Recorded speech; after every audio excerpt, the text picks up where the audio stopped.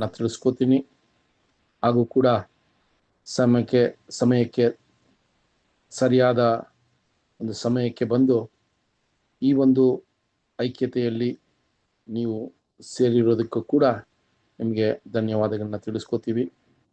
ಸಹೋದರ ಸಹೋದರರೇ, ಈ ದಿನದಲ್ಲೂ ಕೂಡ ನಾವು ಅಪೊಸ್ತಲರ ಕಾರ್ಯಗಳ ಪುಸ್ತಕಗಳನ್ನು ದೇವರ ಕೃಪೆಯಿಂದ ಅವರ ಆತ್ಮವನ್ನು ಕೊಟ್ಟು ನಾವು ಯಾವ ರೀತಿ ವಿಷಯಗಳನ್ನು ಮೆಲುಕಾಕಿ ಯಾವ ವಿಷಯಗಳಲ್ಲಿ ನಾವು ಅಪೋಸ್ಟಲ್ ವಿಶೇಷವಾಗಿ ಪೌಲನ ಒಂದು ಜೀವನ ಚರಿತ್ರೆಯನ್ನು ಸಂಪೂರ್ಣವಾಗಿ ನೋಡೋದಕ್ಕೆ ದೇವರು ಕೃಪೆ ಮಾಡಿಕೊಟ್ರು. ಸಹೋದರ ಸಹೋದರರೇ, ಆ ರೀತಿಯಲ್ಲಿ ನಾವು ಈ ಒಂದು ಅಂತಿಮದ ಭಾಗದಲ್ಲಿ ಇದ್ದೀವಿ. ಅನೇಕ ದಿವಸಗಳಿಂದ ವಾರ ಈ ಒಂದು ವಿಷಯಗಳನ್ನು ನಾವು ಸ್ಟಡಿ ಮಾಡಿ ಆದಿಸಭೆಯಲ್ಲಿ ಇದ್ದಂಥ ವಿಶೇಷತೆಗಳು, ಅವರಿಗೆ ಬಂದಂಥ ಉಪದ್ರವಗಳು, ಅವರಿಗೆ ಬಂದಂಥ ಸಂಕಷ್ಟಗಳು, ಮತ್ತು ಯಾವ ರೀತಿ ದೇವರು ಅವ್ರನ್ನ ಆರಿಸ್ಕೊಂಡು ಈ ಒಂದು ಸತ್ಯದ ಮಾರ್ಗದಲ್ಲಿ ನಡೆಯೋದಕ್ಕೆ ಅವ್ರನ್ನ ಆಶೀರ್ವದಿಸಿದ್ರು, ಮತ್ತು ಸೌಲನಾಗಿದ್ದ ಪೌಲನನ್ನ ಯಾವ ರೀತಿ ದೇವರ ಕೃಪೆಯಿಂದ ಸುವಾರ್ತೆಗೆ ಅವ್ರನ್ನ ಯೂಸ್ ಮಾಡಿದ್ರು ಅಂತ ಕೂಡ ನಾವು ಸಂಪೂರ್ಣವಾದ ಒಂದು ಮಾಹಿತಿಯನ್ನ ಆ ಪುಸ್ತಕದ ಮೂಲ ಪಡ್ಕೊಂಡ್ವಿ. ಆ ಪುಸ್ತಕದ ಮೂಲಕ ಇನ್ನೊಂದು ವಿಷಯವನ್ನ ಏನು ನೋಡಿದ್ವಿ ಅಂದ್ರೆ, ಪೌಲನ ಈ ಪಯಣದಲ್ಲಿ ಯಾವ ರೀತಿ ಅವರು ಅನೇಕ ಸಭೆಗಳನ್ನು ಸ್ಥಾಪಿಸಿ ಅವರ ಪಯಣದಲ್ಲಿ ಆ ಸಭೆಗಳನ್ನ ತುಂಬಾ ಕಾಳಜಿಯಿಂದ ಆ ಸಭೆಗಳನ್ನ ಪೋಷಿಸಿ ಅದನ್ನ ಸರಿಯಾದ ರೀತಿಯಲ್ಲಿ ಸಭೆಯ ಬೆಳವಣಿಗೆಗಳನ್ನ ನೋಡ್ತಾ, ಒಂದು ವೇಳೆ ಕೊರತೆ ಇದ್ದಾಗ ಅವರುಗಳಿಗೆ ಪತ್ರವನ್ನ ಬರೆದು ಅವರಲ್ಲಿ ಇದ್ದಂಥ ತಪ್ಪುಗಳನ್ನು ತಿಳಿಸಿ ಮಾಡುವಂಥ ವಿಷಯವನ್ನ ಕೂಡ ಈ ಪತ್ರಗಳ ಮೂಲಕ ಅವ್ರು ಬರೆದಿದ್ದನ್ನೇ ನೋಡಿದ್ವಿ. ಸೊ ಅದರಲ್ಲೂ ಕೂಡ ಅವರು ಬರೆದಂಥ ಪತ್ರಗಳನ್ನ ಸಾಲಾಗಿ ನೋಡ್ಕೊ ಬಂದ್ವಿ. ನಮಗೆ ಬೈಬಲಲ್ಲಿ ಕೊಟ್ಟಂತ ಆ ಒಂದು ಆರ್ಡರ್ ಪ್ರಕಾರ ಅಲ್ಲ, ಪೌಲು ಯಾವ ಇಸ್ವಿಯಲ್ಲಿ ಯಾವ ಕಾಲ ಸಮಯದಲ್ಲಿ ಯಾವುದು ಮೊದಲನೇ ಒಂದು ಪುಸ್ತಕವನ್ನ ಬರೆದ್ರು, ಅದಾದ ನಂತರ ಯಾವುದು ಅಂತ ಒಂದು ಆರ್ಡರ್ನ ನಾವು ನೋಡಿದ್ವಿ. ಅದರಲ್ಲಿ ಗಲಾತಿಯರಿಗೆ ಬರೆದ ಪತ್ರಿಕೆಯನ್ನೇ ಮೊದಲನೆಯ ಪತ್ರಿಕೆ ಅಂತ ಅನೇಕ ತಜ್ಞರು ಹೇಳುವಂತ ವಿಷಯವನ್ನ ಕೂಡ ನೋಡಿದ್ವಿ. ಸೊ ಈ ದಿನದಲ್ಲಿ ನಮಗೆ ಇದ್ದಂತ 2 ಪತ್ರಗಳು ನಮಗೆ ಬಾಕಿ ಇದೆ. ಅದನ್ನ ದೇವರ ಚಿತ್ತ ಇದ್ರೆ ಈ ದಿನದಲ್ಲಿ ನಾವು ಮುಗಿಸೋದಕ್ಕೆ ಪ್ರಯತ್ನ ಮಾಡೋಣ. ಈ ಒಂದು ಕೂಟವನ್ನ ಪ್ರಾರಂಭವಾಗುವ ರೀತಿಯಲ್ಲಿ ನಮ್ಮ ಮಧ್ಯದಲ್ಲಿರುವ ಎಲ್ಲಪ್ಪ ಸಹೋದರರು ಪ್ರಾರ್ಥನೆಯ ಮೂಲಕ ಈ ಒಂದು ಕೂಟವನ್ನ ಪ್ರಾರಂಭ ಮಾಡಬೇಕು ಅಂತ ಕೇಳ್ಕೊತೀನಿ. ಸರಿ ಬ್ರೋ, ಪ್ರಾರ್ಥನೆ ಮಾಡಿಕೊಳ್ಳೋಣ. ಮೌನತನೋ ಸರ್ವಶಕ್ತನೋ ಅಗಮ್ಯ ಬೆಳಕಿನಲ್ಲಿ ವಾಸ ಮಾಡುವ ನಮ್ಮ ಪರಲೋಕ ತಂದೆ, ನಿಮ್ಮ ಅತಿ ಪರಿಶುದ್ಧ ನಾಮಕ್ಕೆ ಮಹಿಮೆ ಉಂಟಾಗದಪ್ಪ ತಂದೆ. ಆದವರೇ ತಂದೆ, ಅಲ್ಪರು ಅಯೋಗ್ಯರು ಮಣ್ಣು ಧೂಳು ಆದಂತ ನಮ್ಮನ್ನು ಆಯ್ದುಕೊಂಡು ಲೋಕದಿಂದ ಒಂದು ಜೀವಿತರ ಸಂಖ್ಯೆಲಿಟ್ಟು ತಂದೆ, ಈ ಸಂಜೆ ವೇಳೆಯಲ್ಲಿ ನಿಮ್ಮ ಪಾದ ಸನ್ನಿಧಿಯಲ್ಲಿ ಕುಂತುಕೊಂಡು ನಿಮ್ಮ ದಾಸರ ಮುಖಾಂತರವಾಗಿ ಸತ್ಯವಾಕ್ಯವನ್ನು ಕೇಳಲಿಕ್ಕೆ ನಮ್ಮೆಲ್ಲರಿಗೆ ಒಟ್ಟುಗೂಡಿಸಿದಕ್ಕಾಗಿ ಸಹ ಧನ್ಯವಾದ ತಂದೆ. ತಂದೆ, ಈ ಕೂಟಕ್ಕೆ ಇನ್ನು ಯಾವ ಸೋದರ ಬರ್ಬೇಕಾಗಿದೆ ತಂದೆ, ಅವ್ರಿಗೆ ಸಹ ತಂದೆ ತಕ್ಕ ಸಮಯಕ್ಕೆ ಬಂದು ನಿನ್ನ ವಾಕ್ಯವನ್ನು ಕೇಳುವ ಹಾಗೆ ಸಹಾಯ ಮಾಡು ತಂದೆ. ಆ ವಾಕ್ಯವನ್ನು ಕೇಳಿ ತಂದೆ, ನಾವೆಲ್ಲರೂ ತಂದೆ ನಿಮ್ಮ ಚಿತ್ತಕ್ಕನುಸಾರವಾಗಿ ನಡೆದು ತಂದೆ ನಾವು ಆದಿಯಿಂದ ಅಂತ್ಯದವರೆಗೂ ಈ ಕೂಟದಲ್ಲಿ ನಿಮ್ಮ ಪ್ರಸನ್ನತೆ ಇದ್ದಕ್ಕೂ ನಡೆಸಿಕೊಡು ತಂದೆ. ಇವತ್ತು ನಿನ್ನ ವಾಕ್ಯವನ್ನು ತಿಳಿಸುವಂತಹ ಸಹೋದರಗೋಸ್ಕರ ಸಹ ಬೇಡ್ಕೊಂತ ತಂದೆ, ನಿಮ್ಮ ಪವಿತ್ರ ಆತ್ಮನ ಸಹಾಯದಿಂದ ಇದುವರೆಗೆ ಅವರಿಗೆ ಬೇಕಾದ ಜ್ಞಾನ ಆರೋಗ್ಯ ಎಲ್ಲವನ್ನು ಕೊಟ್ಟು ತಂದೆ ನಡೆಸಿದಾಗೆ ಮುಂದುವರಿಸುವ ತಂದೆ ನಡೆಸು. ಇವತ್ತು ಸಹ ತಂದೆ ನಿಮ್ಮ ಪವಿತ್ರ ಆತ್ಮನ ಸಹಾಯದಿಂದ ತಂದೆ ನಿಮ್ಮ ವಾಕ್ಯವನ್ನು ತಿಳಿಸುವ ಹಾಗೆ ಸಹಾಯ ಮಾಡು ತಂದೆ. ಆ ವಾಕ್ಯವನ್ನು ನಾವೆಲ್ಲರೂ ಕೇಳಿ ವಾಕ್ಯದ ಪ್ರಕಾರ ತಂದೆ ನಡೆಯುವ ಹಾಗೆ ತಂದೆ ಅದನ್ನ ನೆಲಕ್ಕೆ ಹಾಕಿ ತಂದೆ, ನಾವು ಮರಣದ ಪರ್ಯಂತರ ಸಹ ನಂಬಿಗಸ್ತರಾಗಿ ಜೀವಿಸಿ ತಂದೆ ನಿಮಗೆ ಮೆಚ್ಚುಗೆಯಾಗಿ ಜೀವಿಸುವ ತಂದೆ ನಮ್ಮೆಲ್ಲರಿಗೆ ಸಹಾಯ ಮಾಡು ತಂದೆ. ಇದುವರೆಗೆ ನನ್ನ ಪ್ರಾರ್ಥನೆ ಕೇಳಿದಕ್ಕಾಗಿ ಸಹ ಧನ್ಯವಾದ ತಂದೆ. ಈ ಚಿಕ್ಕ ಪ್ರಾರ್ಥನಾ ನಮ್ಮೆಲ್ಲರ ರಕ್ಷಕನಾದ ಯೇಸು ಕ್ರಿಸ್ತನ ನಾಮದಲ್ಲಿ ಬೀಳ್ತಾನೆ ತಂದೆ, amen. Amen. Thank you brother.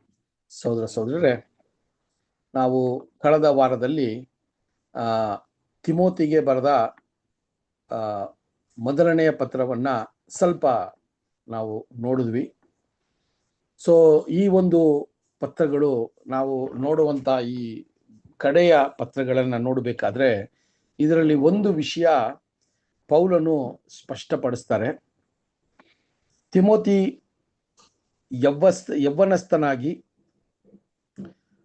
ಸಭೆಯನ್ನ ನಡೆಸುವ ಒಂದು ಜವಾಬ್ದಾರಿಯನ್ನ ಆತನಿಗೆ ಕೊಟ್ಟು ಪೌಲನು ಆತನ ಪಯಣವನ್ನ ಮುಂದುವರಿಸ್ತಾರೆ. ಸೊ ಅಲ್ಲಲ್ಲಿ ತಿಮೋತಿಗೆ ಅವರು ಕೊಟ್ಟಂತ ದೇವರ ಸಂದೇಶಗಳು, ಉಪದೇಶಗಳು ಇದೆಲ್ಲ ಕೂಡ ಆತನು ಸ್ಥಿರವಾಗಿ ನಿಂತ್ಕೊಳ್ಳೋದಿಕ್ಕೆ ಪೌಲನು ಪತ್ರಗಳನ್ನು ಬರೆದು ಆತನನ್ನ ಬಲಪಡಿಸ್ತಾರೆ. ಅದು ಮಾತ್ರವಲ್ಲ,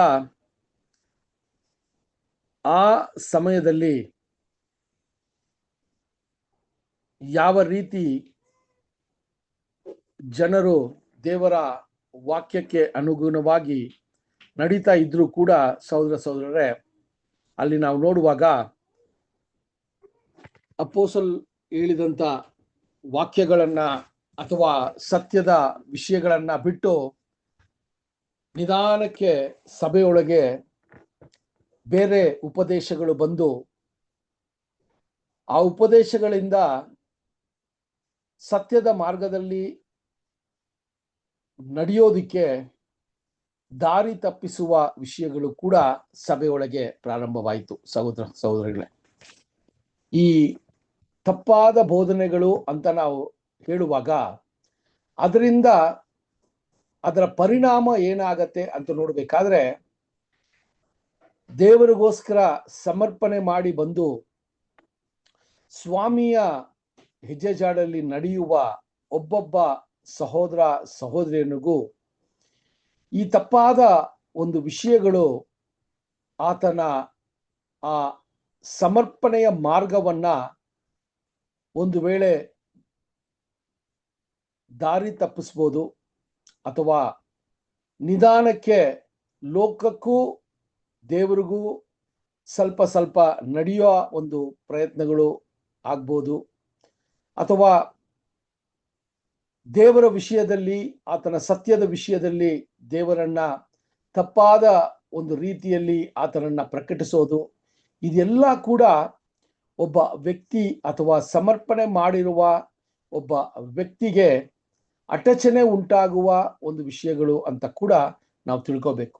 ಸೊ ತಪ್ಪಾದ ಬೋಧನೆಗಳು ಅಂತ ಹೇಳುವಾಗ ಅದು ನಮ್ಮನ್ನ ಸ್ವಾಮಿಯ ಹೆಜ್ಜೆಜಾಡಿಯಲ್ಲಿ ನಡೆಯೋದಿಕ್ಕೆ ಅದು ತಪ್ಪಿಸುವ ಅಥವಾ ಮಾರ್ಗವನ್ನ ಬದಲಾಯಿಸುವ ಒಂದು ವಿಷಯವನ್ನ ಮಾಡಿದಾಗ ನಾವು ರಕ್ಷಣೆಯನ್ನ ಹೊಂದಕ್ಕೆ ಸಾಧ್ಯವಾಗಲ್ಲ. ಅದರಿಂದನೇ ಪೌಲನು ಈ ರೀತಿಯ ವಿಷಯಗಳನ್ನ ಸಭೆಯಲ್ಲಿ ನೋಡಿದಾಗ ಅದನ್ನ ಖಂಡಿಸಿ ಅದನ್ನ ಯಾವ ರೀತಿ ಸರಿಪಡಿಸ್ಬೇಕು ಅಂತ ಯವ್ವನಸ್ಥನಾಗಿರುವಂತ ತಿಮೋತಿಗೆ ಅವರು ಈ ಪತ್ರಗಳನ್ನ ಬರೆದಿರೋದನ್ನ ನೋಡ್ತೀವಿ.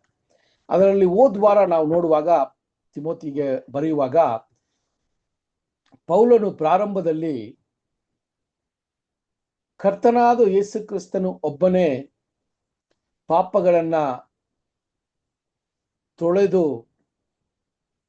ಸ್ವಾಮಿಗೂ ನಮಗೂ ಇದ್ದಂತ ಒಂದು ಏನ್ರಿ ಆ ಒಂದು ದೂರ ಆದಂತ ಸಂಬಂಧವನ್ನ ಮತ್ತೆ ಒಂದು ಮಧ್ಯಸ್ಥನಾಗಿ ಅದನ್ನ ಒಟ್ಟುಗೂಡಿಸುವ ಒಂದು ವಿಷಯ, ಮತ್ತೆ ಸ್ವಾಮಿಯ ಹೆಜ್ಜೆಜಾಡಲ್ಲಿ ನಡೆಯಕ್ಕೆ ಬರುವಾಗ ಹಣದ ವಿಷಯದಲ್ಲಿ ಯಾವ ರೀತಿಯ ಒಂದು ಮನಸ್ಥಿತಿ ನಮ್ಮಲ್ಲಿ ಇರಬೇಕು ಅನ್ನುವ ಒಂದು ವಿಷಯವನ್ನ ಕೂಡ ಅವ್ರು ಬರೆದಿರೋದನ್ನ ನಾವು ನೋಡ್ಬೋದು ಸಹೋದರ ಸಹೋದರರೇ. ಸೊ ಆ ವಿಷಯದಲ್ಲಿ ನಾವು ನೋಡುವಾಗ ತುಂಬಾ ವಿಷಯಗಳು ನಮಗೆ ಪೌಲನು ಬರೆಯೋದನ್ನ ನಾವು ನೋಡ್ಬೇಕಾದ್ರೆ ಅದರಲ್ಲಿ ನಾವು ತಿಮೋತಿಗೆ 1ನೇ ತಿಮೋತಿಯಲ್ಲಿ ಒಂದಷ್ಟು ವಚನಗಳನ್ನ ನಾವು ಓದಕ್ಕೆ ಪ್ರಯತ್ನ ಮಾಡೋಣ ಸಹೋದರ ಸಹೋದರರೇ. ಸೊ ಅಲ್ಲಿ ನಾವು ನೋಡುವಾಗ ಒಂದು ನಿಮಿಷ ರೀ, ಸ್ವಲ್ಪ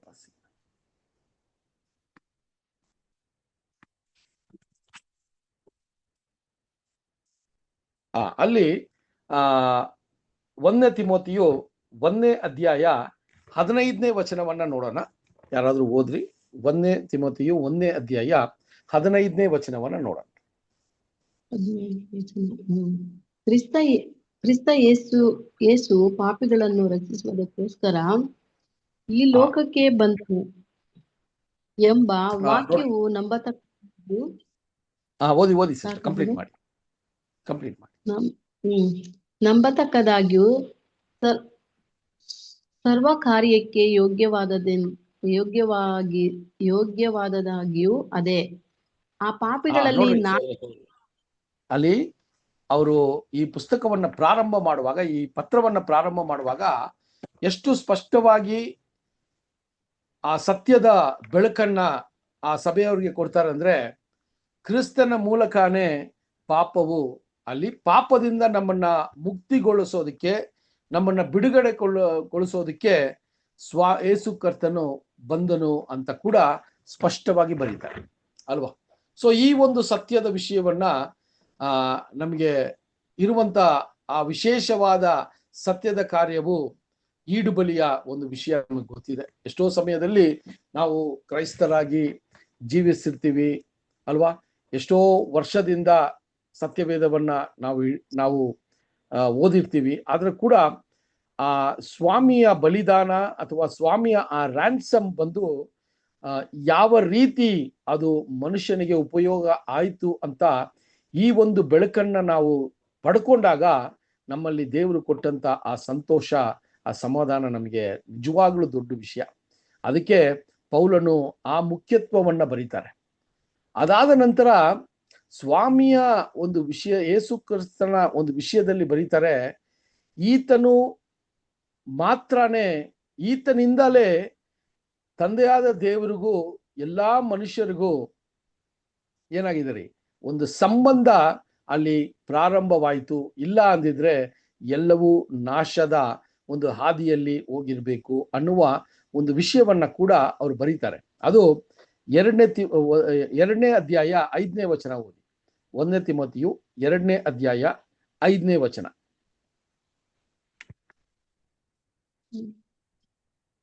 ಆತನ ಚಿತ್ತವಾಗಿದೆ ಏನೆಂದರೆ, ಯಾಕಂದರೆ ದೇವರು ಒಬ್ಬನೇ, ದೇವರಿಗೂ ಮನುಷ್ಯರಿಗೂ ಮಧ್ಯಸ್ಥನು ಒಬ್ಬನೇ, ಆತನು ಮನುಷ್ಯನಾಗಿರುವ ಕ್ರಿಸ್ತ ಯೇಸುವೆ. ತುಂಬಾ ಕ್ಲಿಯರ್ ಆಗಿ ಕೊಟ್ಬಿಟ್ರು ಇಲ್ಲಿ ಪೌಲು. ನೋಡ್ರಿ, ತುಂಬಾ ಮುಖ್ಯವಾದ ಒಂದು ವಿಷಯಗಳನ್ನ ಸಭೆಗೆ ಮುಖ್ಯವಾಗಿ ತಿಳಿಸುವಂತ ಒಂದು ವಿಷಯವನ್ನ ಈ ಪತ್ರಗಳಲ್ಲಿ ಪೌಲನು ಬರೀತಾರೆ. ಕ್ಲಿಯರ್ ಆಗಿ ಹೇಳ್ತಾರೆ, ದೇವರು ಒಬ್ಬರೇ, ದೇವರಿಗೂ ಮನುಷ್ಯನಿಗೂ ಮಧ್ಯಸ್ಥರು ಒಬ್ಬರೇ. ನೋಡಿ, ತುಂಬಾ ಕ್ಲಿಯರ್ ಆಗಿ ಕೊಟ್ಬಿಡ್ತಾರೆ. ಸೊ ಅಲ್ಲಿ ಯಹೂದ್ಯರ ಮಧ್ಯದಲ್ಲಿ ಅಥವಾ ಅನ್ಯ ಜನರ ಮಧ್ಯದಲ್ಲಿ ಕ್ರೈಸ್ತರಾಗಿ ಮಾರ್ಪಡೆ ಆಗಿರುವ ಒಂದು ಸಭೆಯಲ್ಲಿ ನಾನಾ ರೀತಿಯ ಯೋಚನೆಗಳು, ನಾನಾ ರೀತಿಯ ಬೋಧನೆಗಳು, ಒಂದಷ್ಟು ವಿಷಯಗಳು ಸಭೆಯೊಳಗೆ ಬಂದಾಗ ಈ ವಿಷಯದಲ್ಲಿ ನೀವು ಜಾಗೃತರಾಗಿರಿ. ಒಬ್ಬರೇ ದೇವರು, ದೇವರಿಗೂ ಮನುಷ್ಯನಿಗೂ ಮಧ್ಯಸ್ಥರಾಗಿರೋರು ಮನುಷ್ಯನಾದ ಯೇಸು ಕ್ರಿಸ್ತನೇ ಅಂತ ತುಂಬಾ ಕ್ಲಿಯರ್ ಆಗಿ ಹೇಳ್ತಾರೆ.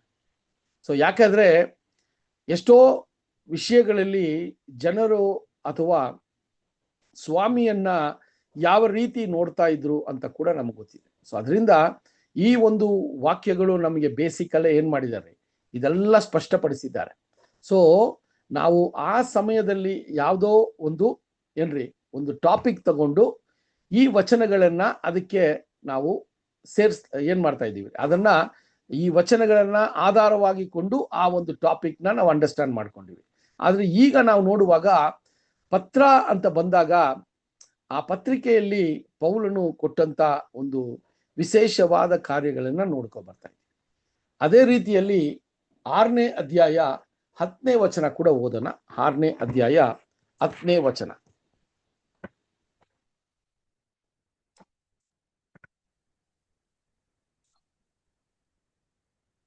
ಓದನ್ರಿ.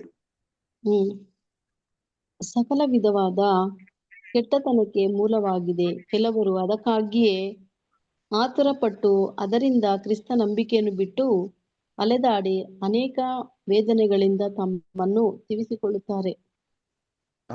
ನೋಡ್ರಿ ಅಲ್ಲಿ ಆ ಆ ಒಂದು ಏನ್ರಿ ಆ ದುಡ್ಡು ಅನ್ನುವ ವಿಷಯ ತುಂಬಾ ಮುಖ್ಯನೇ ಲೋಕದಲ್ಲಿ. ನಾವು ಬದುಕಬೇಕಾದ್ರೆ ದುಡ್ಡು ಅನ್ನುವ ಒಂದು ವಿಷಯ ಅಥವಾ ಹಣ ಅನ್ನುವ ವಿಷಯ ತುಂಬಾ ಮುಖ್ಯ. ಆದ್ರೆ ಆ ಹಣದ ಮೇಲೆ ಇರುವಂತ ಮೋಹ ತುಂಬಾ ಏನ್ರಿ ತಪ್ಪಾಗ್ಬಿಡ್ತದೆ ಅಂತ ಹೇಳ್ತಾರೆ.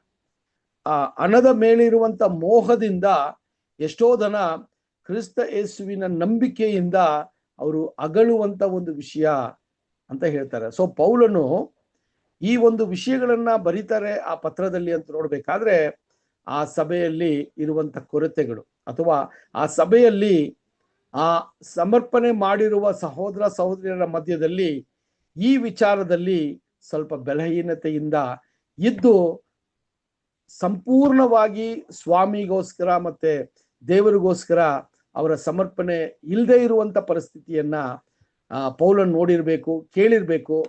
ಅದು ಏನಕ್ಕೆ ಕಾರಣ ಅಂತ ನೋಡ್ಬೇಕಾದ್ರೆ ಅವರಿಗೆ ಆ ದ್ರವ್ಯ ಆಸೆಯ ಒಂದು ವಿಷಯವನ್ನ ಅಲ್ಲಿ ಬರೆಯುವಾಗ ಅದು ದೇವರ ಮಕ್ಕಳಾಗಿರುವ ನಮಗೆ ಯಾವುದು ಅಗತ್ಯಕ್ಕೆ ಮೇಲಾಗಿ ಯಾವುದನ್ನು ನಾವು ಯೋಚನೆ ಮಾಡಬಾರದು ಅನ್ನುವ ಒಂದು ಮುಖ್ಯವಾದ ವಿಷಯಗಳನ್ನ ಏನ್ ಮಾಡ್ಬೇಕ್ರಿ ಈ ತಿಳ್ಕೊಳ್ಳೋದಿಕ್ಕೆ ಆ ಪತ್ರದಲ್ಲಿ ಬರೀತಾರೆ ಸಹೋದರ ಸಹೋದರಿ.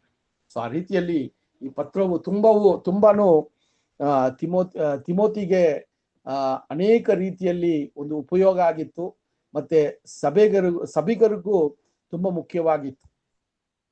ಈ ಒಂದು ತಿಮೋತಿಗೆ ಬರೆದಂತ ಪತ್ರಿಕೆಯ ಒಂದು ವಿಶೇಷತೆ ಏನು ಅಂದ್ರೆ, ಪೌಲನು ರೋಮಾಪುರಿಗೆ ಹೋಗಿ ಅಲ್ಲಿ ಏನ್ರಿ ಆ ಒಂದು ಮನೆಯಲ್ಲಿ ಅವರನ್ನ ಸೆರೆ ಹಿಡಿದು ಇಟ್ಟು ಅದಾದ ನಂತರ ಸ್ವಲ್ಪ ಕಾಲ ಆತನಿಗೆ ಒಂದು ಬಿಡುಗಡೆಯನ್ನ ಕೊಡ್ತಾರೆ ರೋಮಾಪುರದ ಅಲ್ಲಿ ನಾಯಕರು. ಅದಾದ ನಂತರ ಮತ್ತೆ ಆತನನ್ನ ಏನ್ ಮಾಡ್ತಾರೆ ಅಂತ ನೋಡ್ಬೇಕಾದ್ರೆ ಸಹೋದರ ಸಹೋದರರೇ ಆತನನ್ನ ಬಂಧಿಸ್ತಾರೆ. ಎರಡನೇ ಸಾರಿ ಆತನನ್ನ ಸೆರೆಮನೆಯಲ್ಲಿ ಹಾಕುವಾಗ ಆ ಎರಡನೇ ಸಾರಿ ಸೆರೆಮನೆಯಲ್ಲಿ ಹಾಕಿದಾಗ ಈ ವಿಷಯವನ್ನ ಅವರು ಬರೆಯೋದನ್ನ ನೋಡ್ತೀವಿ ಈ ಪತ್ರವನ್ನ ವಿಶೇಷವಾಗಿ. ಅದಕ್ಕೆ ಅವರು ಆ ಪತ್ರವನ್ನ ಬರೆಯುವಾಗ ಅವರ ಕಾಲ ಸಮಯ ತುಂಬಾ ಹತ್ತಿರವಾಗಿದೆ ಅಂತ ಆತನಿಗೆ ಗೊತ್ತಿತ್ತು ಅಲ್ವಾ. ಆತನ ಆ ಒಂದು ಸಮಯ ಆತನ ಒಂದು ಜೀವಿತದ ಕೊನೆಯ ಒಂದು ಭಾಗದಲ್ಲಿ ಇದ್ದಾರೆ ಅಂತ ಆತನಿಗೆ ಸ್ಪಷ್ಟವಾಗಿತ್ತು. ಅದಕ್ಕೆ ಅವರು ಬರೆಯುವಾಗ ಅದೇ 6ನೇ ಅಧ್ಯಾಯ 12ನೇ ವಚನದಲ್ಲಿ ಈ ವಿಷಯಗಳನ್ನ ಬರೀತಾರೆ. 6ನೇ ಅಧ್ಯಾಯ 12ನೇ ವಚನದಲ್ಲಿ ಅವರ ಒಂದು ಕಡೆಯ ಒಂದು ವಿಷಯವನ್ನ ಮಾತಾಡ್ತಾರೆ. ಕ್ರಿಸ್ತ ನಂಬಿಕೆ ಉಳ್ಳವರು ಮಾಡತಕ್ಕ ಶ್ರೇಷ್ಠ ಹೋರಾಟವನ್ನು ಮಾಡಿ ನಿತ್ಯ ಜೀವನ ಹಿಡಿದುಕೋ, ಅದಕ್ಕಾಗಿಯೇ ದೇವರು ನಿನ್ನನ್ನು ಕರೆದನು ಮತ್ತು ನೀನು ಅನೇಕ ಸಾಕ್ಷಿಗಳ ಮುಂದೆ ಒಳ್ಳೆಯ ಪ್ರತಿಜ್ಞೆಯನ್ನು ಮಾಡಿದ್ದೀಯಲ್ಲ. ನೋಡಿದ್ರೆ ಸಹೋದರ ಸಹೋದರ ಹೇಳ್ತಾರೆ, ನೀನು ಒಂದು ಒಳ್ಳೆಯ ಸಾಕ್ಷಿಯ ಜೀವನವನ್ನ ಮಾಡು, ನೀನು ನಂಬಿಕೆ ವಿಶ್ವಾಸದಲ್ಲಿ ದೃಢವಾಗಿ ನಿಂತ್ಕೋ ಅಂತ ಹೇಳ್ತಾರೆ ಅಲ್ವಾ. ಒಳ್ಳೆಯ ಒಂದು ವಿಶ್ವಾಸದಲ್ಲಿ ನೀನು ನಡಿಬೇಕು ಅಂತ ಹೇಳ್ತಾರೆ. ನೀನು ಮಾಡಿಕೊಂಡಿರುವಂತ ಪ್ರತಿಜ್ಞೆಗೆ ತಕ್ಕನಂಗೆ ನೀನು ಬೇರೆಯೊಬ್ಬರಿಗೆ ಒಂದು ಸಾಕ್ಷಿಯಾಗಿರುವಂತ ತಿಮೋತಿಗೆ ಬರೀತಾರೆ ಸಹೋದರ ಸಹೋದರ. ಎಂತ ಒಂದು ವಿಷಯವನ್ನ ಪೌಲನು ಹೇಳುವಾಗ ಆತನು ಕೂಡ ಆ ಒಂದು ಸಮಯದಲ್ಲಿ ಒಂದು ಒಳ್ಳೆಯ ಓಟವನ್ನ ಓಡಿ ಆತನು ಮುಗಿಸಿರುವ ಒಂದು ವಿಷಯವನ್ನ ಕೂಡ ಅಲ್ಲಿ ಬರೆಯೋದನ್ನ ನೋಡ್ತೀವಿ ಸಹೋದರ ಸಹೋದರ.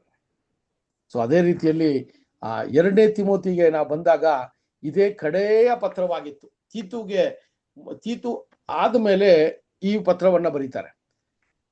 1ನೇ ತಿಮೋತಿ ಆದ್ಮೇಲೆ ತೀತುಗೆ ಪತ್ರವನ್ನ ಬರೀತಾರೆ. ಅದಾದ ನಂತರ 2ನೇ ಪತ್ರ ತಿಮೋತಿಗೆ ಬರೆಯುವಾಗ ಅದೇ ಕಡೆಯ ಒಂದು ಪತ್ರವಾಗಿತ್ತು, ಪೌಲನು ಸಭೆಗೆ ಬರೆದಂತ ಪತ್ರಿಕೆ. ಸೊ ಈಗ ನಾವು ಇದಾದ ನಂತರ ತೀತು ನೋಡೋಣ. ಈಗ ನಾವು ನೋಡುವಂಥದ್ದು 2ನೇ ತಿಮೋತಿ ಕಡೆಯ ಪತ್ರವನ್ನ ಪೌಲನು ಬರೆಯುವ ಒಂದು ಉದ್ದೇಶ ಮತ್ತೆ ಅದರಲ್ಲಿ ಏನು ವಿಷಯಗಳನ್ನ ಸಭೆಗೆ ವ್ಯಕ್ತಪಡಿಸ್ತಾರೆ ಅಂತ ನೋಡ್ಬೇಕಾದ್ರೆ ಸಹೋದರ ಸಹೋದರರೇ ತುಂಬಾ ಒಂದು ಮುಖ್ಯವಾದ ಒಂದು ವಿಷಯಗಳನ್ನ ಅಲ್ಲಿ ತಿಳಿಸ್ಕೊ ಬರ್ತಾರೆ.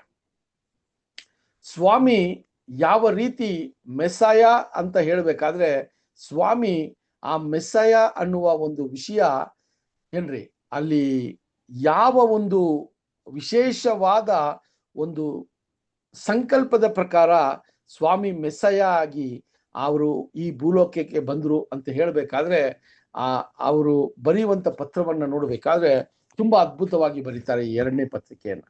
ಅದನ್ನ ನೋಡ್ಬೇಕಾದ್ರೆ 2ನೇ ತಿಮೋತಿಯು 2ನೇ ಅಧ್ಯಾಯ 8ನೇ ವಚನವನ್ನ ನೋಡೋಣ. 2ನೇ ತಿಮೋತಿಯು 2ನೇ ಅಧ್ಯಾಯ 8ನೇ ವಚನ ನೋಡೋಣ. ಹೀಗಿರಲಾಗಿ ಪುರುಷರು ಎಲ್ಲ ಸ್ಥಳಗಳಲ್ಲಿ ಕೋಪವು 2ನೇ ತಿಮೋತಿಯು 2ನೇ ಅಧ್ಯಾಯ 8ನೇ ವಚನ. ಸತ್ತವರೊಳಗಿಂದ ಎಬ್ಬಿಸಲ್ಪಟ್ಟವನು ದಾವಿದನ ವಂಶದವನು ಆಗಿರುವ ಯೇಸು ಕ್ರಿಸ್ತನನ್ನು ಜ್ಞಾಪಕ ಮಾಡಿಕೋ, ಇದೇ ನಾನು ಸಾರುವ ಅಂತ ಒಂದು ವಿಷಯ ಹೇಳ್ತಾರೆ. ಅಂದ್ರೆ ದಾವಿದನ ಒಂದು ವಂಶದಿಂದ ಬಂದಂತ ಸ್ವಾಮಿಯನ್ನ ನೀನ್ ನೆನೆಸ್ಕೋ ಅಂತ ಹೇಳುವಾಗ ಅಲ್ಲಿ ಯಹೂದ್ಯರು ಯಾರು ಕ್ರೈಸ್ತನಾಗಿ ಈಗ ಮಾರ್ಪಡೆ ಆದ್ರೋ ಸ್ವಾಮಿಯ ವಿಶೇಷತೆಯನ್ನ ಅರ್ಥ ಮಾಡ್ಕೋಬೇಕು, ಸ್ವಾಮಿನೇ ಮೆಸಾಯ ಅಂತ ಅರ್ಥ ಮಾಡ್ಕೋಬೇಕು ಅಂತ ಈ ವಿಷಯಗಳನ್ನ ಈ ರೀತಿ ಅವರು ಪ್ರಾರಂಭ ಮಾಡ್ತಾರೆ. 10ನೇ ವಚನ ಕೂಡ ಓದೋಣ ಸಿಸ್ಟರ್. ಅದರಲ್ಲಿ 10ನೇ ವಚನ. ಆದ ಕಾರಣ ದೇವರಾರಿಸಿಕೊಂಡವರು ನನ್ನ ಕೂಡ ಕ್ರಿಸ್ತ ಯೇಸುವಿನಲ್ಲಿರುವ ರಕ್ಷಣೆಯನ್ನು ನಿತ್ಯ ಪ್ರಭಾವ ಸಹಿತವಾಗಿ ಹೊಂದಬೇಕೆಂದು ನಾನು ಅವರಿಗೋಸ್ಕರ ಎಲ್ಲವನ್ನೂ ತಾಳಿಕೊಳ್ಳುತ್ತೇನೆ. ನೋಡಿದ್ರ ಸಹೋದರ. ಸೊ ಆ ರಕ್ಷಣೆಯನ್ನ ಹೊಂದ್ಕೊಳ್ಳೋದಿಕ್ಕೆ ಅವ್ರು ಏನೇ ರೀತಿಯ ಒಂದು ವಿಷಯವನ್ನ ನನಗೆ ಮಾಡಿದ್ರು ಕೂಡ ನಾನು ಅದನ್ನ ತಾಳ್ಕೋತೀನಿ ಅಂತ ಹೇಳ್ತಾರೆ ಸಹೋದರರೇ. ಸೊ ಆ ರೀತಿಯಲ್ಲಿ ಪೌಲನು 2ನೇ ತಿಮೋತಿಯು ಬರುವಾಗ ಆತನ ಜೀವನದ ಕಡೆಯ ಒಂದು ಪಯಣ ಅಂತ ಅವ್ರಿಗೆ ಗೊತ್ತಿತ್ತು, ಕಡೆಯ ದಿವಸಗಳು ಅಂತ ಕೂಡ ಅವರು ಸ್ಪಷ್ಟಪಡಿಸ್ಕೊಂಡ್ರು, ಅದಕ್ಕೆ ಅವರು ತಯಾರಿ ಮಾಡಿಕೊಂಡ್ರು ಅವ್ರನ್ನೇ ಅಂತ ಕೂಡ ನಾವು ನೋಡ್ತೀವಿ. ಸೊ ಅದರಲ್ಲಿ ತುಂಬಾ ವಿಶೇಷವಾಗಿ ನಾವು ನಮ್ಮ ಬೇಸಿಕ್ ಕ್ಲಾಸಸ್ ಅಲ್ಲಿ ಕೇಳಿರುವಂತ ವಚನ ಈ ಒಂದು ತಿಮೋತಿಯಿಂದನೇ ಅತಿ ಹೆಚ್ಚಾದ ಸಮಯಗಳಲ್ಲಿ ನಾವು ಉಪಯೋಗಿಸ್ತೀವಿ. ಯಾಕಂದ್ರೆ ಸತ್ಯವೇದವು ಏನಕ್ಕೋಸ್ಕರ ದೇವರಿಂದ ನಮಗೆ ಕೊಡಲ್ಪಡ್ತು ಅಂತ ಹೇಳುವಾಗ ಅದನ್ನ 2ನೇ ತಿಮೋತಿಯು 3ನೇ ಅಧ್ಯಾಯ 16ನೇ ವಚನದಲ್ಲಿ ಈ ಒಂದು ವಾಕ್ಯವನ್ನ ಓದಿ ನಾವು ನಮ್ಮ ಈ ಸತ್ಯದ ಮಾರ್ಗದಲ್ಲಿ ಬಂದಾಗ ಈ ಸತ್ಯವೇದದ ಪ್ರಾಮುಖ್ಯವು ಮತ್ತೆ ಈ ಸತ್ಯವೇದವು ಬರೆಯಲ್ಪಟ್ಟಿರುವ ಉದ್ದೇಶವನ್ನ ಇಲ್ಲಿ ತಿಮೋತಿಗೆ ಬರೆಯೋದನ್ನ ನಮಗೂ ಕೂಡ ಅದು ಎಷ್ಟು ಯೂಸ್ಫುಲ್ ಆಯ್ತು ಅಂತ ನಮಗ್ ಗೊತ್ತಿದೆ. ಸೊ 2ನೇ ತಿಮೋತಿಯು 3ನೇ ಅಧ್ಯಾಯ 16ನೇ ವಚನವನ್ನ ಓದನ್ರಿ. ದೈವ ಪ್ರೇರಿತವಾದ ಪ್ರತಿಯೊಂದು ಶಾಸ್ತ್ರವು ಉಪದೇಶಕ್ಕೂ, ಖಂಡನೆಗೂ, ತಿದ್ದುಪಾಟಿಗೂ, ನೀತಿ ಶಿಕ್ಷೆಗೂ ಉಪಯುಕ್ತವಾಗಿದೆ. ನೋಡಿದ್ರ ಸಹೋದರ, ಏನಕ್ಕೆ ದೇವರು ಈ ಒಂದು ಸತ್ಯವೇದವನ್ನ ನಮ್ಮ ಕೈಯಲ್ಲಿ ಕೊಟ್ಟಿದ್ದಾರೆ ಅಂತ ನೋಡ್ಬೇಕಾದ್ರೆ ಅದು ತಿದ್ದುಪಡೆ ಮಾಡ್ಕೊಳ್ಳೋಕೆ, ನಾವು ಎಲ್ಲೆಲ್ಲ ತಪ್ಪು ಮಾಡ್ತಾ ಇದೀವೋ ಅದನ್ನ ತಿದ್ಕೊಳ್ಳೋಕೆ, ವಿಶೇಷವಾಗಿ ಸ್ವಾಮಿಯ ಹೆಜ್ಜೆ ಜಾಡೆಯಲ್ಲಿ ನಡೆಯೋದಕ್ಕೆ ನಮ್ಮನ್ನೇ ನಾನು ಸಮರ್ಪಣೆ ಮಾಡ್ಕೊಂಡು ಹೋಗುವಾಗ, ಸಮರ್ಪಣೆ ಮಾಡಿ ನಾನು ಹಾದಿಯಲ್ಲಿ ನಡೆಯುವಾಗ ಈ ಸತ್ಯವೇದವು ನನಗೆ ತುಂಬಾನೇ ಯೂಸ್ಫುಲ್ ಆಗಿದೆ. ಯಾಕೆ ಅಂದ್ರೆ ನನ್ನನ್ನ ಸರಿಪಡಿಸ್ಕೊಳ್ಳಕ್ಕೆ ಅಲ್ವಾ, ನನ್ನಲ್ಲಿರುವ ತಪ್ಪುಗಳನ್ನ ನಾನು ಖಂಡನೆ ಮಾಡುವಂತ ವಿಷಯಗಳು ದೇವರ ವಾಕ್ಯವು ನಮ್ಮಲ್ಲಿ ಮಾತನಾಡುವ ಕಾರ್ಯಗಳು ಸಹೋದರರೇ. ಸೊ ನೀತಿಯಲ್ಲಿ ನಾವು ಪರಿಚಿತರಾಗಿ ನಡೆಯೋದಿಕ್ಕೆ ಈ ಒಂದು ಸತ್ಯವೇದದ ಒಂದು ವಾಕ್ಯಗಳು ನಮಗೆ ಉಪಯೋಗ ಆಗತ್ತೆ ಅಂತ ಅಲ್ಲಿ ವಿಷಯಗಳನ್ನ ಬರೆಯುವಾಗ ಸಹೋದರರೇ, ಇಲ್ಲಿ ನಾವು ನೋಡುವಾಗ ಪೌಲನು ಈ ಒಂದು ವಚನವನ್ನ, ಈ ಒಂದು ವಿಷಯವನ್ನ ತಿಳಿಸುವಾಗ ನಮಗೆ ಈ ಒಂದು ನ್ಯೂ ಟೆಸ್ಟಮೆಂಟ್ ಇರ್ಲೇ ಇಲ್ಲ ಅಲ್ವಾ. ಎಲ್ಲ ಹಳೆ ಓಲ್ಡ್ ಟೆಸ್ಟಮೆಂಟನ್ನೇ ಅಲ್ಲಿ ಪ್ರಾರಂಭದಲ್ಲಿ ಆದಿ ಸಭೆಯಲ್ಲಿ ಆ ಓಲ್ಡ್ ಟೆಸ್ಟಮೆಂಟ್ ಇರುವಂತ ಆ ವಿಷಯಗಳನ್ನೇ ಅಲ್ಲಿ ಏನ್ ಮಾಡ್ತಾ ಓದ್ತಾ ಇದ್ರು ಅಲ್ವಾ. ಅಲ್ಲಿ ಯಹೂದ್ಯರಿಗೆ ಕೊಟ್ಟಂತ ಆ ಒಂದು ವಿಷಯಗಳನ್ನ ಓದ್ತಾ ಇದ್ರು. ಅದಾದ ನಂತರ ಸ್ವಾಮಿಯ ಉಪದೇಶವನ್ನ ಜ್ಞಾಪಿಸ್ಕೋತಾ ಇದ್ರು. ಸೊ ಎಲ್ಲ ಕೂಡ ಪೌಲನು ಈ ವಿಷಯವನ್ನ ಬರೆಯುವಾಗ ದೇವರು ಆದಿಯಿಂದ ಬರೆದಿಟ್ಟಿರುವಂತ ಈ ವಿಷಯಗಳೆಲ್ಲ ಕೂಡ ಒಬ್ಬ ವ್ಯಕ್ತಿ ದೇವರಲ್ಲಿ ಇನ್ನೂ ಹತ್ರ ಹೋಗ್ಬೇಕು ಅನ್ನುವ ವ್ಯಕ್ತಿಗೆ ಇದೊಂದು ಮುಖ್ಯವಾದ ಒಂದು ಏನ್ರಿ ಒಂದು ಪುಸ್ತಕವಾಗಿದೆ ಅಂತ ಅಲ್ಲಿ ಇರುವಂತ ಜನರಿಗೆ ಅಲ್ಲಿ ತಿಳಿಸುವಂತ ವಿಷಯಗಳನ್ನ ನೋಡ್ಬೋದು. ಅದೇ ರೀತಿಯಲ್ಲಿ ಯಾವ ರೀತಿ ಈ ಸತ್ಯದ ಮಾರ್ಗದಲ್ಲಿ ನಡಿಬೇಕಾದ್ರೆ ನಾವು ಯಾವ ರೀತಿಯ ಮನಸ್ಥಿತಿಯರಾಗಿರಬೇಕು ಅಂತ 4ನೇ ಅಧ್ಯಾಯ 2ನೇ ವಚನದಲ್ಲಿ ನಾವು ನೋಡ್ಬೋದು.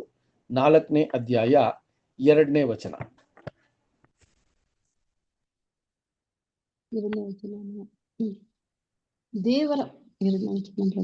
ದೇವರ ವಾಕ್ಯವನ್ನು ಸಾರು, ಅನುಕೂಲವಾದ ಕಾಲದಲ್ಲಿಯೂ ಅನುಕೂಲ ಇಲ್ಲದ ಕಾಲದಲ್ಲಿಯೂ ಅದರಲ್ಲಿ ಆಸಕ್ತನಾಗಿರು. ಪೂರ್ಣ ದೀರ್ಘ ಶಾಂತಿಯಿಂದ ಉಪದೇಶಿಸುತ್ತಾ ಖಂಡಿಸು, ಗದರಿಸು, ಎಚ್ಚರಿಸು. ನೋಡಿದ್ರ ಸಹೋದರ ಇಂಥ ವಿಷಯಗಳನ್ನ ನೋಡ್ಬೇಕಾದ್ರೆ ಪೌಲನಿಗೆ ಈ ಒಂದು ವಿಷಯಗಳನ್ನ ಬರೆಯುವಾಗ ಅವರು ತಿಮೋತಿಗೆ ಕೊಡುವಂತ ಒಂದು ಸಲಹೆಗಳು, ಸಭೆಯಲ್ಲಿ ಕ್ರಮಬದ್ಧತೆಯನ್ನ ಮಾಡುವ ಒಂದು ವಿಷಯಗಳೆಲ್ಲ ಬರೆಯುವಾಗ ಅವರು ಈ ಒಂದು ಪತ್ರದ ಪ್ರಾರಂಭದಲ್ಲಿ ಒಂದು ವಿಷಯವನ್ನ ಬರೀತಾರೆ. ಅದನ್ನು ಓದೋಣ. 2ನೇ ತಿಮೋತಿ 1ನೇ ಅಧ್ಯಾಯ 3 ಮತ್ತು 4 ವಚನಗಳನ್ನ ಓದಿ. 3 ಮತ್ತು 4.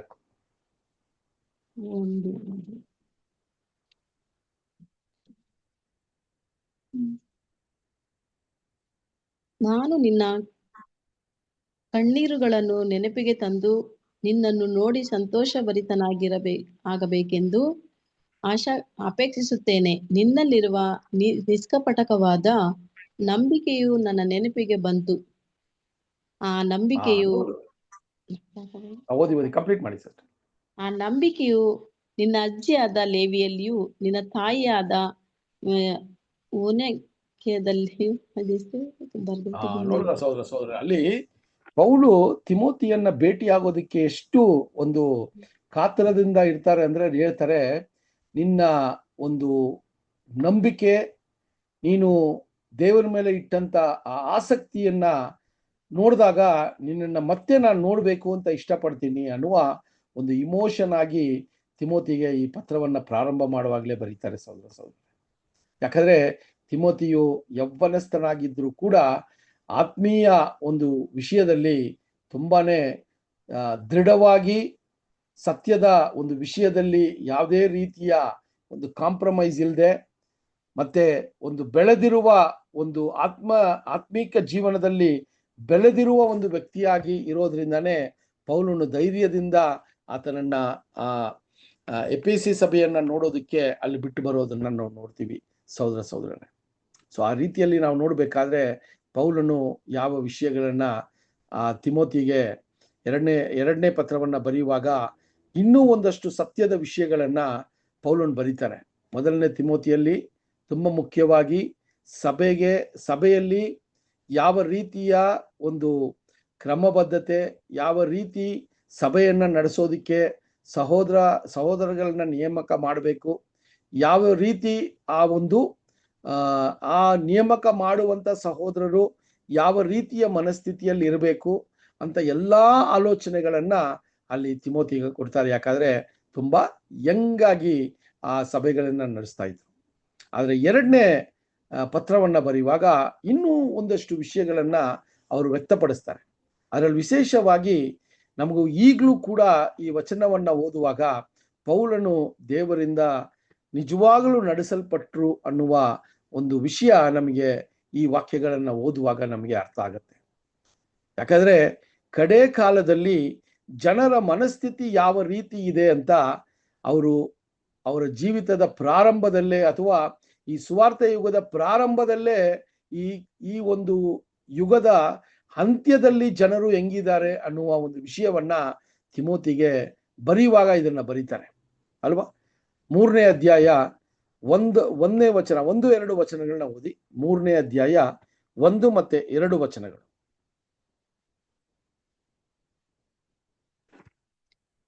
ಆದರೆ ಕಡೆಯ ದಿವಸಗಳಲ್ಲಿ ಕಠಿಣ ಕಾಲಗಳು ಬರುವುದೆಂಬುದನ್ನು ತಿಳಿದುಕೋ. ಮನುಷ್ಯರು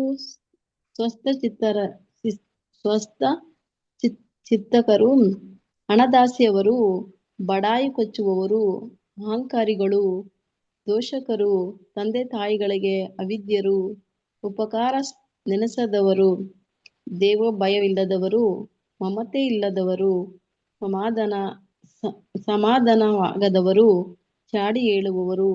ಸಾಕ ಬ್ರದರ್?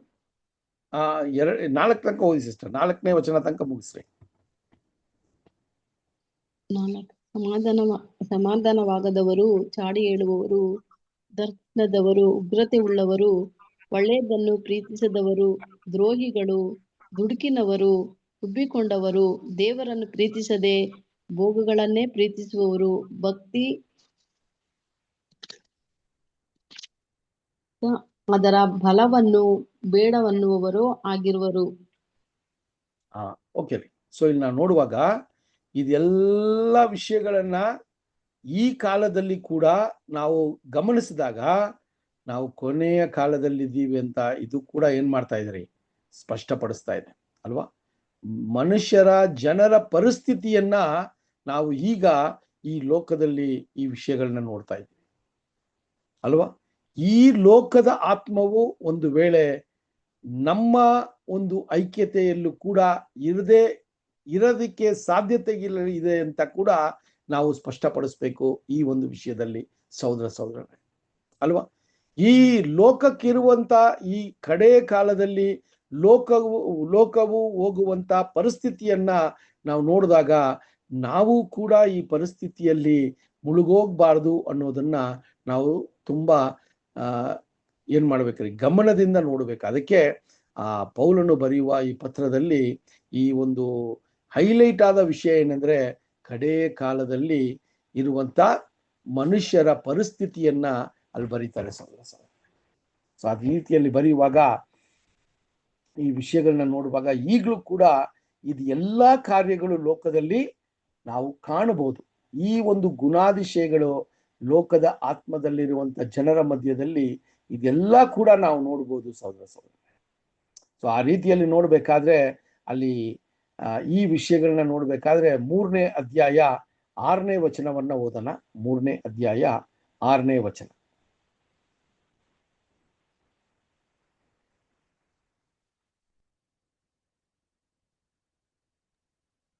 ಮನೆಗಳಲ್ಲಿ ನುಸುಳಿ ಪಾಪಗಳಿಂದ ತುಂಬಿದವರು, ನಾನಾ ವಿಧವಾದ ಇಚ್ಛೆಗಳಿಂದ ಪ್ರೇರಿತರೂ ಆಗಿರುವ ಅವಿವೇಕಿಗಳಾದ ಸ್ತ್ರೀಯರನ್ನು ವಶಮಾಡಿಕೊಳ್ಳುವವರು ಇವರೊಳಗೆ ಸೇರಿದವರೇ. ನೋಡ್ರಿ, ಇದು ಸಭೆಯೊಳಗೆ ಇರುವಂತ ಒಂದು ಕುತಂತ್ರವಾದ ಒಂದು ವಿಷಯ ಪೌಲನು ಅಲ್ಲಿ ತಿಳಿಸ್ತಾರೆ ಅವ್ರಿಗೆ ಅಲ್ವಾ. ಅಲ್ಲಿ ದೇವರ ವಾಕ್ಯವನ್ನ ಸಾರೋದಕ್ಕೆ ಬಂದಿರುವಂತವರು ಯಾವ ರೀತಿ ಅವರ ಒಂದು ಸ್ವಂತ ಆದಾಯಕ್ಕೋಸ್ಕರ ಸುವಾರ್ತೆಯನ್ನ ಸಾರುವ ಒಂದು ಪ್ರಯತ್ನಗಳನ್ನ ಮಾಡ್ತಾ ಇದ್ದಾರೆ ಅನ್ನುವ ಒಂದು ವಿಷಯವನ್ನ ಅಲ್ಲಿ ಪೌಲನು ತಿಮೋತಿಗೆ ಎಚ್ಚರಿಸುವ ಒಂದು ವಿಷಯವನ್ನ ಕೂಡ ನಾವು ನೋಡ್ತಾ ಇದ್ದೀವಿ ಅಲ್ವಾ.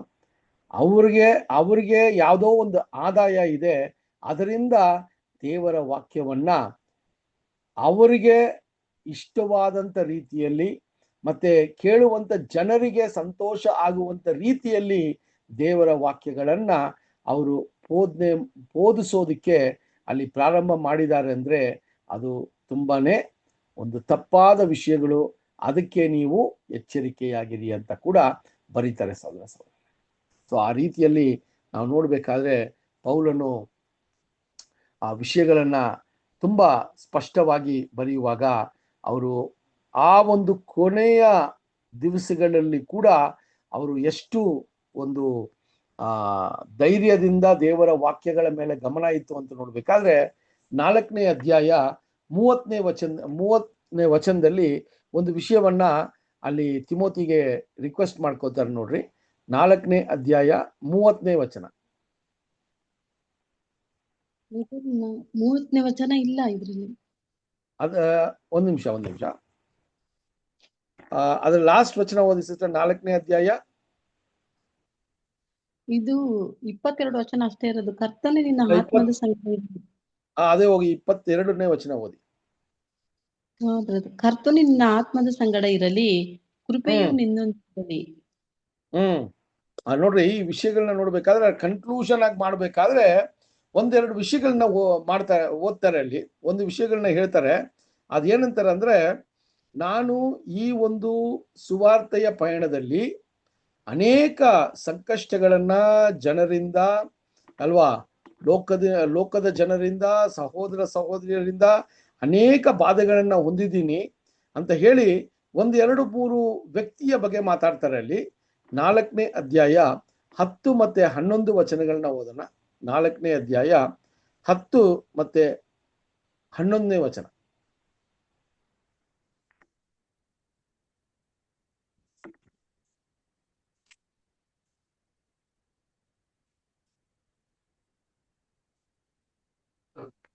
ಹೇಳ್ತಾ ಇದೆಯಾ ಸಿಸ್ಟರ್?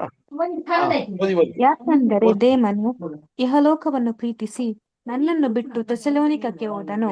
ಕ್ರೆಸ್ಕನು ಗಲಾತ್ಯಕ್ಕೂ, ತೀತನು ದಲ್ಮಾತ್ಯಕ್ಕೂ ಹೋದರು. ಲೂಕನು ಮಾತ್ರ ನನ್ನ ಜೊತೆಯಲ್ಲಿದ್ದಾನೆ. ಮಾರ್ಕನನ್ನು ಸಂಗಡ ಕರಕೊಂಡು ಬಾ, ಅವನು ನನಗೆ ಸೇವೆಗಾಗಿ ಉಪಯುಕ್ತನಾಗಿದ್ದಾನೆ. ನೋಡಿದ್ರ ಸಹೋದರರೇ, ಅಲ್ಲಿ ಕಡೆಯದಾಗಿ ಆ ಪತ್ರವನ್ನ ಮುಗಿಸುವಾಗ ಒಂದಷ್ಟು ವಿಷಯಗಳನ್ನ ಹೇಳ್ತಾರೆ ಅಲ್ವಾ? ಆತನಿಗೆ ತುಂಬಾ ಆತ್ಮೀಯವಾಗಿರುವಂತ ದಿಮಾಸ್ ಅನ್ನುವ ಒಬ್ಬ ಸಹೋದರ ಅವ್ರೇನ್ ಮಾಡ್ಬಿಟ್ರಂತೆ, ಈ ಲೋಕದ ಮೇಲೆ ಮೋಹವನ್ನ ಇಟ್ಟು ಅವ್ರನ್ನ ಬಿಟ್ಟು ಹೋದ್ರು ಅಂತ ಒಂದು ವಿಷಯವನ್ನ ವ್ಯಕ್ತಪಡಿಸ್ತಾರೆ. ಸೊ ಅದು ಮಾತ್ರವಲ್ಲ ಸಹೋದರರೇ, ಅವರು ಲೂಕನ ಬಗ್ಗೆ ಮಾತಾಡ್ತಾರೆ. ಆ ಸೆರೆಮನೆಯಲ್ಲಿ ಕಡೆಯದಾಗಿ ಆತನ ಜೊತೆ ಇದ್ದಂತ ವ್ಯಕ್ತಿ ಯಾರು ಅಂದ್ರೆ ಲೂಕನೇ. ಅದಕ್ಕೋಸ್ಕರನೇ ನಾವು ಲೂಕನ ಬಗ್ಗೆ ಒಂದು ಪಾಠವನ್ನ ನೋಡಿದ್ವಿ, ಒಂದು ಕ್ಲಾಸ್ ಕಂಪ್ಲೀಟ್ ಆಗಿ ಲೂಕನ ಬಗ್ಗೆ ನೋಡಿದ್ವಿ. ಯಾರು, ಯಾವ ರೀತಿ ಲೂಕನು ಪೌಲನಿಗೆ ತುಂಬಾ ಸಹಾಯಕನಾಗಿದ್ರು, ಯಾವ ರೀತಿ ಲೂಕನು ಈ ಒಂದು ಸುವಾರ್ತೆಯ ಪಯಣದಲ್ಲಿ ಪೌಲನಿಗೆ ಜೊತೆಯಾಗಿ ಇದ್ದು ಅವರ ಕಡೆಯ ಕಾಲದಲ್ಲೂ ಕೂಡ ಲೂಕನು ಯಾವ ರೀತಿ ಆತನಿಗೆ ಉಪಯೋಗ ಆಗಿದ್ರು ಅಂತ ಕೂಡ ಅಲ್ಲಿ ಬರೀತಾರೆ ಸಹೋದರರೇ. ಸೊ ಆ ರೀತಿ ನಾವು ನೋಡ್ಬೇಕಾದ್ರೆ ಅವರು ಕಡೆಯದಾಗಿ ಆ ವಿಷಯಗಳನ್ನ ಹೇಳುವಾಗ 17 ಮತ್ತೆ 18 ವಚನಗಳನ್ನ ಕೂಡ ಓದೋಣ. 4ನೇ ಅಧ್ಯಾಯ 17 ಮತ್ತೆ 18 ವಚನಗಳು.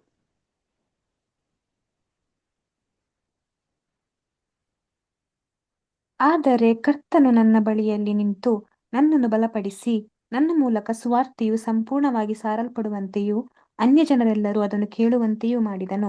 ಇದಲ್ಲದೆ ಆತನು ನನ್ನನ್ನು ಸಿಂಹದ ಬಾಯೊಳಗಿಂದ ತಪ್ಪಿಸಿದನು. ನಾನು ಯಾವ ದುಷ್ಕೃತ್ಯವನ್ನು ಮಾಡದಂತೆ ಕರ್ತನು ನನ್ನನ್ನು ಕಾಪಾಡಿ ತನ್ನ ಬಳಿಗೆ ಪರಲೋಕ ರಾಜ್ಯಕ್ಕೆ ಸೇರಿಸುವನು. ಯುಗಯುಗಾಂತರಗಳಲ್ಲಿಯೂ ಆತನಿಗೆ ಸ್ತೋತ್ರ. ಆಮೇನ್.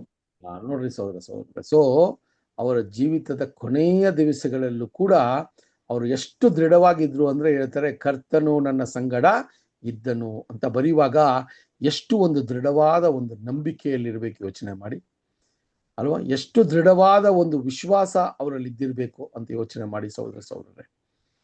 ಸೊ ಈ ಒಂದು ವಿಷಯಗಳನ್ನ ನೋಡುವಾಗ ಹೇಳ್ತಾರೆ, ಎಲ್ರೂ ನನ್ನ ಬಿಟ್ಟು ಹೋದ್ರು, ನಾನಾ ಸಂಕಷ್ಟಗಳನ್ನ ನಾನು ಸಂಕಷ್ಟಗಳಿಗೆ ಒಳಪಡಿಸಿದ್ದೆ, ಆದರೆ ಕರ್ತನು ನನ್ನ ಸಂಗಡ ಇದ್ರು ಅಂತ ಬರೆಯುವಾಗ ಅಲ್ಲಿ ತಿಮೋತಿಗೆ ತುಂಬಾ ಒಂದು ಪ್ರೇರಣೆ ಕೊಡುವಂತ ಈ ಪತ್ರಗಳನ್ನ ನಾವು ನೋಡ್ಬೋದು ಸಹೋದರರೇ. ಸೊ ಈ ರೀತಿಯಲ್ಲಿ ಅಲ್ಲಿ ನಾವು ಒಂದೊಂದು ವಿಷಯಗಳನ್ನ ನೋಡುವಾಗ ಅವರು ಪೌಲನು ತಿಮೋತಿಗೆ ಬರೆಯುವಾಗ ಆ ಪತ್ರಿಕೆಯಲ್ಲಿ ತುಂಬಾನೇ ಮಾಹಿತಿಗಳು ತಿಮೋತಿಗೆ ಬೇಕಾಗಿತ್ತು, ಸಲಹೆಗಳು ಅಲ್ವಾ, ಯಾವ ರೀತಿ ಸಭೆಯನ್ನ ನಡೆಸುವಂತ ವಿಷಯಗಳು, ಇದೆಲ್ಲ ಕೂಡ ಅಲ್ಲಿ ಏನಾಗಿತ್ರಿ, ತುಂಬಾ ಮುಖ್ಯವಾಗಿ ತಿಮೋತಿಗೆ ಈ ಪತ್ರಿಕೆ ಏನಾಗಿತ್ರಿ, ತುಂಬಾ ಸ್ಪಷ್ಟವಾಗಿ ಕೊಡುವಂತ ವಿಷಯವಾಗಿತ್ತು ಸಹೋದರರೇ. ಸೊ ಅದರಿಂದ ಈ ಒಂದು ಮೊದಲನೇ ಪತ್ರಿಕೆಯನ್ನ ನೋಡಿದ್ವಿ, 2ನೇ ಪತ್ರಿಕೆಯನ್ನ ಕೂಡ ನಾವು ಏನ್ ಮಾಡಿದೀವ್ರಿ, ನೋಡಿದ್ವಿ ಸಹೋದರರೇ. ಸೊ ಆ ವಿಷಯದಲ್ಲಿ ಕಡೆಯದಾಗಿ ನಾವು ಈ ಒಂದು ವಿಷಯವನ್ನ ನೋಡುವಾಗ ನಾವು ಕಡೆಯದಾಗಿ ಪೌಲನು ಏನ್ರಿ 2ನೇ ತಿಮೋತಿ ಬರೆಯೋದಕ್ಕೆ ಮುಂಚೆ ಅವರು ಬರೆದಿರುವಂತ ತೀತುಗೆ ಬರೆದಿರುವಂತ ಪತ್ರಿಕೆಯನ್ನ ನಾವು ಕೊನೆಯದಾಗಿ ನೋಡಿ ಈ ಒಂದು ಪಾಠವನ್ನ ಕೂಡ ನಾವು ಮುಗಿಸೋಣ ಸಹೋದರರೇ. ಸೊ ಅಲ್ಲಿ ನಾವು ನೋಡ್ಬೇಕಾದ್ರೆ ಈ ಒಂದು ಪತ್ರಿಕೆಯನ್ನ ಪೌಲನು ಬರೆಯೋದಕ್ಕೆ ಕಾರಣ ಕೂಡ ತೀತು ಇದ್ದಂತ ಸಭೆಯಲ್ಲಿ ತಪ್ಪಾದ ಬೋಧನೆಗಳು ಸಭೆಯೊಳಗೆ ಬರಕ್ಕೆ ಪ್ರಾರಂಭವಾದವು. ಸೊ ಆ ರೀತಿಯಲ್ಲಿ ಅಲ್ಲಿ ನೋಡುವಾಗ ಸಹೋದರರೇ, ದೇವರ ಒಂದು ಸಂಕಲ್ಪಕ್ಕೆ ವಿರುದ್ಧವಾಗಿ ಒಂದಷ್ಟು ಬೋಧನೆಗಳು ಸಭೆಯೊಳಗೆ ಬಂದು ಒಂದು ಕ್ರೈಸ್ತಿಯ ಜೀವನವನ್ನ ಸರಿಯಾದ ರೀತಿಯಲ್ಲಿ ನಡೆಸದೆ ಇರಂಗೆ, ಅಥವಾ ಲೋಕದಲ್ಲಿ ಯಾವ ರೀತಿ ಜನರು ಇದ್ರೋ ಆ ರೀತಿಯಲ್ಲೇ ಕ್ರೈಸ್ತರು ಇದ್ರೂ ಪರವಾಗಿಲ್ಲ ಅನ್ನುವ ಒಂದು ಪರಿಸ್ಥಿತಿಯನ್ನ ಅಲ್ಲಿ ನಿರ್ಮಾಣ ಮಾಡುವಂತ ಒಂದು ವಿಷಯವನ್ನ ನೋಡುವಾಗ ಪೌಲನು ತುಂಬಾ ಸ್ಪಷ್ಟವಾಗಿ ಬರೀತಾರೆ ಅಲ್ವಾ. ತೀತು 1ನೇ ಅಧ್ಯಾಯ 4ನೇ ವಚನವನ್ನು ಓದೋಣ. ತೀತು 1ನೇ ಅಧ್ಯಾಯ 4ನೇ ವಚನ.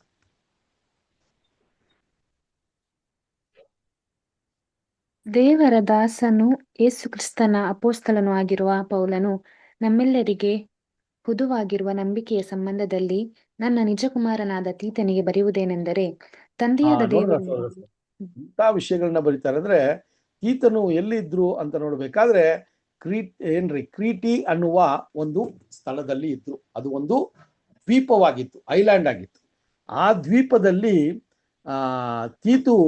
ತೀತುಗೆ ಅಪೋಸ್ತಲ ಪೌಲು ಆ ಒಂದು ದ್ವೀಪದಲ್ಲಿ ಸುವಾರ್ತೆಯನ್ನ ಹೇಳಿ, ಅದಾದ ನಂತರ ತೀತುವನ್ನ ಆ ಸಭೆಯನ್ನ ನಡೆಸೋದಿಕ್ಕೆ ಅಥವಾ ಸಭೆಯನ್ನ ಬೆಳೆಸೋದಿಕ್ಕೆ ಅಲ್ಲಿ ಪೌಲನು ಬಿಟ್ಟು ಹೋಗ್ತಾರೆ. ಆ ಕ್ರೈತಿಯ ಜನರು ಹೆಂಗಿದ್ರು ಅಂದ್ರೆ, ಅವರು ತುಂಬಾ ಮೋಸ, ವಂಚನೆ ಅಲ್ವಾ. ಅದು ಒಂದು ದ್ವೀಪವಾಗಿರೋದ್ರಿಂದ ಅಲ್ಲಿ ಬಂದಿರುವಂತ ಹಡಗುಗಳನ್ನ ಇವರು ದರೋಡೆ ಮಾಡೋದು, ಇಂಥ ಒಂದು ಕೆಲಸಗಳನ್ನೆಲ್ಲ ಮಾಡುವಂತ ಒಂದು ವಿಷಯವನ್ನ ಆ ಕ್ರೀತಾ ಪಟ್ಟಣದವರು ಮಾಡ್ತಾ ಇದ್ರು. ಆದ್ರೆ ದೇವರ ಸಂದೇಶವು ಅಥವಾ ಪೌಲನು ಆ ದೇವರ ವಿಷಯಗಳನ್ನ ಸ್ಥಾಪನೆ ಮಾಡಿದಾಗ ಸಹೋದರರೇ, ಅಲ್ಲಿ ಅವ್ರಿಗೂ ಕೂಡ ಅನೇಕ ವಿಷಯಗಳನ್ನ ಬರೀತಾರೆ. ಸೊ ಅಲ್ಲಿ ಬರೆಯುವಂತ ವಿಷಯಗಳನ್ನ ನೋಡ್ಬೇಕಾದ್ರೆ 1ನೇ ಅಧ್ಯಾಯ 5ನೇ ವಚನ ಓದೋಣ. 1ನೇ ಅಧ್ಯಾಯ 5ನೇ ವಚನ. ಸಭೆಯ ಹಿರಿಯರಲ್ಲಿರಬೇಕಾದ ಲಕ್ಷಣಗಳು. ನೀನು ಕ್ಷೇತ್ರ ದ್ವೀಪದಲ್ಲಿ ಇನ್ನು ಕ್ರಮಕ್ಕೆ ಬಾರದಿರುವ ಕಾರ್ಯಗಳನ್ನು ಕ್ರಮಪಡಿಸಿ ಪಟ್ಟಣಗಳಲ್ಲಿ ಸಭೆಯ ಹಿರಿಯರನ್ನು ನೇಮಿಸಬೇಕೆಂದು ನಾನು ನಿನಗೆ ಅಪ್ಪಣೆ ಕೊಟ್ಟು ನಿನ್ನನ್ನು ಅಲ್ಲೇ ಬಿಟ್ಟು ಬಂದೆನಲ್ಲ. ನೋಡಿದ್ರ ಸಹೋದರರೇ, ಪೌಲನು ಅವರು ಸುವಾರ್ತೆಯನ್ನ ಸಾರಿ ಅವರು ಅಲ್ಲಿ ಟೈಮ್ ವೇಸ್ಟ್ ಮಾಡಿಲ್ಲ. ಏನು ಮೂಲಭೂತವಾದ ಒಂದು ವಿಷಯಗಳು, ಸತ್ಯಗಳಿದೆಯೋ ಅದನ್ನೆಲ್ಲ ಕೂಡ ಅಲ್ಲಿ ಇರುವಂತ ಆ ದ್ವೀಪದವರಿಗೆ ಹೇಳಿ, ಆ ಕ್ರೀತಾ ಪಟ್ಟಣದಲ್ಲಿ ತೀತು ಅನ್ನುವ ಒಬ್ಬ ಯೌವನಸ್ಥನವನ್ನ ಬಿಡೋದಕ್ಕೆ ಕಾರಣ ಏನಂದ್ರೆ, ಆ ಒಂದು ಸಭೆ ಸ್ಥಾಪನೆ ಆಗಬೇಕು. ಆ ಒಂದು ಸಭೆ ದೇವರ ಒಂದು ಸತ್ಯದ ಮಾರ್ಗದಲ್ಲಿ ಇನ್ನೂ ಬೆಳಿಬೇಕು. ಆ ಬೆಳೆಯೋದಕ್ಕೆ ಅಲ್ಲಿ ನೇಮಕ ಮಾಡಿ ಬಂದಿರೋದನ್ನ ಹೇಳ್ತಾರೆ. ನಾನು ನಿನಗೆ ಆ ಪಟ್ಟಣಕ್ಕೆ ಆ ಸಭೆಗೆ ನಿನ್ನನ್ನ ನೇಮಕ ಮಾಡಿ ಬಂದಿದ್ದು ಏನಂದ್ರೆ, ಅಲ್ಲಿ ನೀನು ಆ ಸಭೆಯನ್ನ ನಡೆಸೋದಿಕ್ಕೆ ಹಿರಿಯರನ್ನ ಮತ್ತೆ ಎಲ್ಲಾ ವಿಷಯದಲ್ಲಿ ಆ ಸಭೆ ಸರಿಯಾದ ರೀತಿಯಲ್ಲಿ ನಡೆಯೋದಿಕ್ಕೆ ನಿನಗೆ ಏನ್ ಮಾಡಿದೇನ್ರಿ, ನಿನಗೆ ಒಂದು ಸಲಹೆಯನ್ನ ಕೊಟ್ಟು ಬಂದೆ, ಅದರ ಪ್ರಕಾರ ನಡೆಸು ಅಂತ ಹೇಳ್ತಾರೆ. ಅದಕ್ಕೆ ಸ್ವಲ್ಪ ಏನ್ ಮಾಡ್ತಾರ್ರಿ, ಆ ಸಭೆಗಳನ್ನ ನಡೆಸುವಂತ ಸಹೋದರಗಳು ಯಾವ ರೀತಿಯ ಒಂದು ಕ್ವಾಲಿಫಿಕೇಶನ್ ಇರಬೇಕು ಅಂತ ತಿಮೋತಿಯಲ್ಲೂ ಬರೀತಾರೆ, ಇಲ್ಲಿ ತೀತುಗೂ ಬರೀತಾರೆ. ಯಾಕಂದ್ರೆ ಇವರೆಲ್ಲ ಯಬ್ಬನಸ್ಥರಾಗಿ ಪೌಲನ ಒಂದು ಸುವಾರ್ತೆಯ ಒಂದು ಕೆಲಸದಲ್ಲಿ ತುಂಬಾ ಧೈರ್ಯದಿಂದ ಮುಂದೆ ಬಂದು ಆ ಸಭೆಗಳನ್ನ ಧೈರ್ಯ ಬಳಸಿ ಆ ಸಭೆಗಳಿಗೆ ಇನ್ನೂ ಸತ್ಯದ ವಿಷಯಗಳನ್ನ ಹೇಳುವ ಒಂದು ಕಾರ್ಯವನ್ನ ಮಾಡ್ತಾ ಇದ್ರು ಅಂತ ಕೂಡ ನಾವು ನೋಡ್ಬೋದು ಸಹೋದರರೇ. ಅದನ್ನೇ ನೋಡ್ಬೇಕಾದ್ರೆ ಆ ಒಂದು ಕಾರ್ಯದಲ್ಲಿ ಇದನ್ನೆಲ್ಲ ಕೂಡ ಏನ್ ಮಾಡ್ತೀವಿ, ಈಗಲೂ ಕೂಡ ನಾವು ಸಭೆಗಳಲ್ಲಿ ಒಂದಷ್ಟು ನಿರ್ಧಾರಗಳನ್ನ ತಗೋಬೇಕಾದ್ರೆ ಈ ಒಂದು ಸಲಹೆಗಳನ್ನ ಈಗಲೂ ಕೂಡ ದೇವರ ಒಂದು ಧ್ವನಿಯಾಗಿ, ದೇವರ ಒಂದು ಮಾತಾಗಿ ಪರಿಗಣಿಸಿ ನಾವು ಸಭೆಯಲ್ಲಿ ಈ ವಿಷಯಗಳನ್ನ ಏನ್ ಮಾಡಿಸ್ತೀವ್ರಿ, ಅಳುಗಡಿಸ್ತೀವಿ ಅಲ್ವಾ ಸಹೋದರರೇ. ಅಲ್ಲಿ ಆ ರೀತಿಯಲ್ಲಿ ಹೇಳುವಾಗ 6ನೇ ವಚನವನ್ನ ಓದೋಣ. ಅದರಲ್ಲಿ ತೀತು 1ನೇ ಅಧ್ಯಾಯ 6ನೇ ವಚನ. ಸಭೆಯ ಹಿರಿಯನು ನಿಂದಾರಹಿತನು ಏಕಪತ್ನಿಯುಳ್ಳವನು ಆಗಿರಬೇಕು. ಅವನು ಮಕ್ಕಳು ಕರ್ತನನ್ನು ನಂಬಿದವರಾಗಬೇಕು. ಅವರು ದುರ್ಗುಮಾರಸ್ಥರೆನಿಸಿಕೊಂಡವರು ಆಗಲಿ ಅಧಿಕಾರಕ್ಕೆ ಒಳಗಾದವರಾಗಲಿ ಆಗಿರಬಾರದು.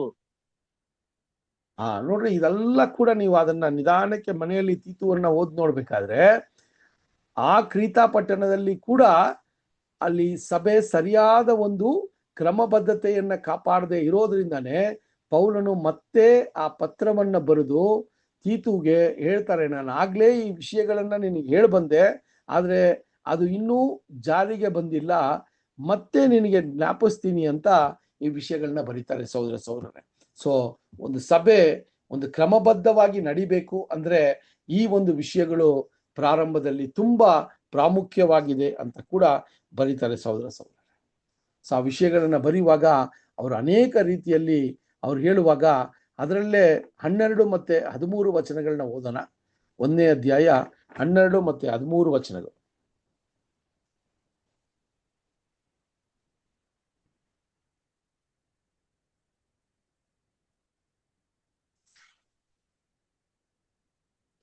ಓದೋಣ ಯಾರಾದ್ರೂ? ಕ್ಷೇತ್ರದವರು ಯಾವಾಗಲೂ ಸುಳ್ಳುಗಾರರು, ದುಷ್ಟ ಮೃಗಗಳು, ಸೋಮಾರಿಗಳಾದ ಹೊಟ್ಟೆಬಾಕರು ಆಗಿದರೆಂದು ಅವರಲ್ಲಿಯೇ ಹುಟ್ಟಿದ ಒಬ್ಬ ಪ್ರವಾದಿಯು ಹೇಳಿದನು. ಈ ಸಾಕ್ಷಿಯು ನಿಜವೇ. ಕಂಪ್ಲೀಟ್ ಮಾಡಿದ್ದಾರೆ. ಆದ ಕಾರಣ ಅವರು ಯಹೂದ್ಯರದ ಕಲ್ಪನಾ ಕಥೆಗಳಿಗೂ ಸತ್ಯ ಭ್ರಷ್ಟರಾದ ಮನುಷ್ಯರ ವಿಧಿಗಳಿಗೂ ಲಕ್ಷ್ಯ ಕೊಡದೆ ಕ್ರಿಸ್ತ ನಂಬಿಕೆಯಲ್ಲಿ ಸ್ವಸ್ಥಚಿತ್ತರಾಗುವಂತೆ ಅವರನ್ನು ಕಠಿಣವಾಗಿ ಖಂಡಿಸು. ಸಹೋದರರೇ, ನೋಡ್ರಿ, ಎಂತ ವಿಷಯಗಳನ್ನ ನೋಡ್ಬೇಕಾದ್ರೆ ಆ ಕ್ರೀತಾ ಪಟ್ಟಣದವರು ಯಾವ ರೀತಿಯ ಮನಸ್ಸನ್ನ ಹೊಂದಿದವರು ಅನ್ನೋದನ್ನ ಅಲ್ಲಿ ತುಂಬಾ ಸ್ಪಷ್ಟವಾಗಿ ಬರೀತಾರೆ ಪೌಲ್. ಸೊ ಇದೆಲ್ಲ ಕೂಡ ಅವರಿಗೆ ಮಾಹಿತಿ ಸಿಗುವಾಗ ಅವರು ಯಾವ ರೀತಿ ಆ ವಿಷಯಗಳನ್ನ ಸಭೆಯಲ್ಲಿ ಇಂಥ ಒಂದು ವಿಚಾರಗಳು ಇರೋದ್ರಿಂದ ಅದನ್ನೆಲ್ಲ ಕೂಡ ಯಾವ ರೀತಿ ಸರಿಪಡಿಸ್ಬೇಕು ಅನ್ನೋದನ್ನ ಅಲ್ಲಿ ಸ್ಪಷ್ಟವಾಗಿ ವ್ಯಕ್ತಪಡಿಸ್ತಾರೆ ಸಹೋದರರೇ. ಸೊ ಆ ರೀತಿಯ ವಿಷಯಗಳನ್ನ ನೋಡಬೇಕಾದ್ರೆ ಅವರು ಕಡೆಯದಾಗಿ ಒಂದು ಸಲಹೆಯನ್ನ ಕೊಡ್ತಾರೆ ನೋಡ್ರಿ. 2ನೇ ಅಧ್ಯಾಯ 2ರಿಂದ 4 ವಚನಗಳನ್ನ ಓದೋಣ. ತೀತು 2ನೇ ಅಧ್ಯಾಯ 2ರಿಂದ 4 ವಚನಗಳು.